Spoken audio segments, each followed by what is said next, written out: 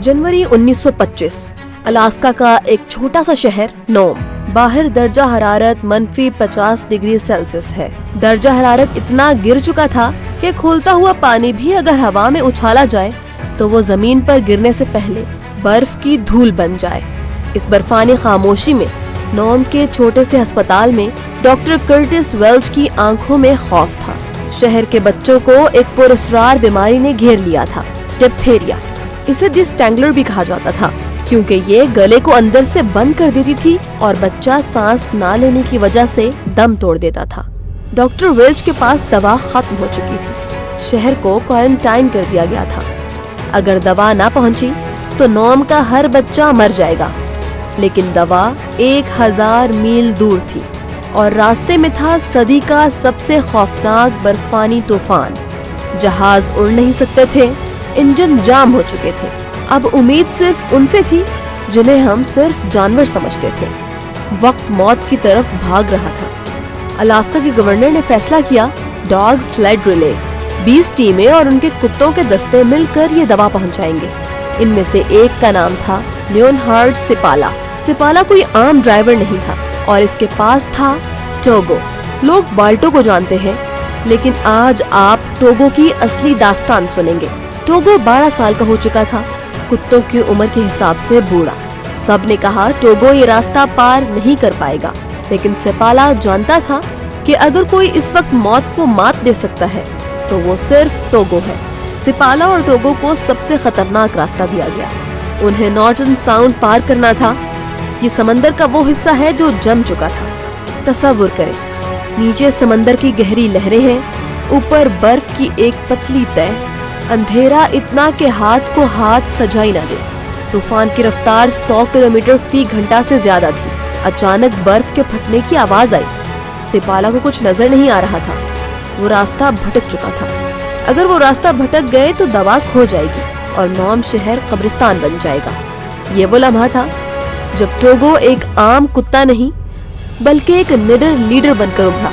Togo ने अपनी हिस्स और तजुर्बे से बर्फ के उन हिस्सों को पहचाना जो मजबूत थे।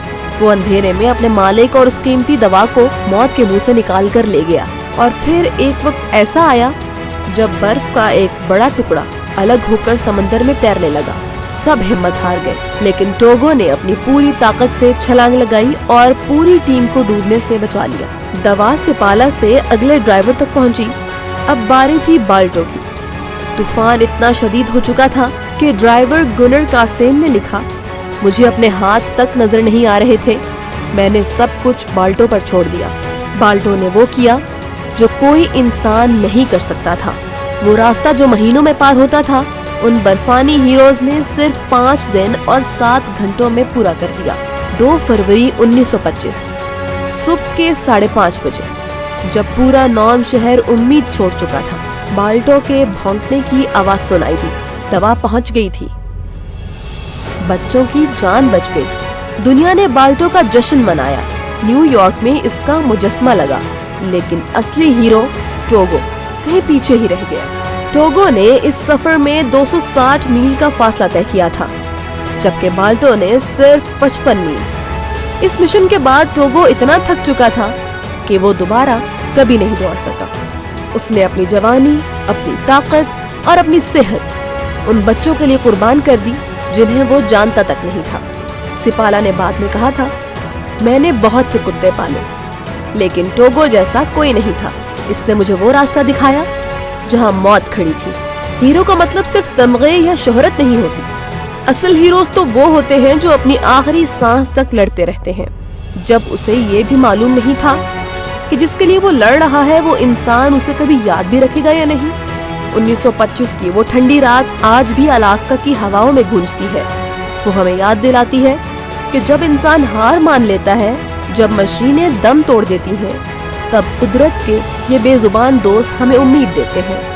टोगो और बाल्टो ने सिर्फ दवा नहीं पहुंचाई थी, उन्होंने ये साबित किया था कि मोहब्बत और वफादारी की कोई हद नहीं होती। तारीख के पास बड़े बड़े फातहीन के किस्से तो बहुत हैं, लेकिन इंसानियत का सबसे बड़ा कर्ज इन बेजुबानों पर है जिन्होंने सिले की तमन्ना किए बगैर हमें जीना सिखाया।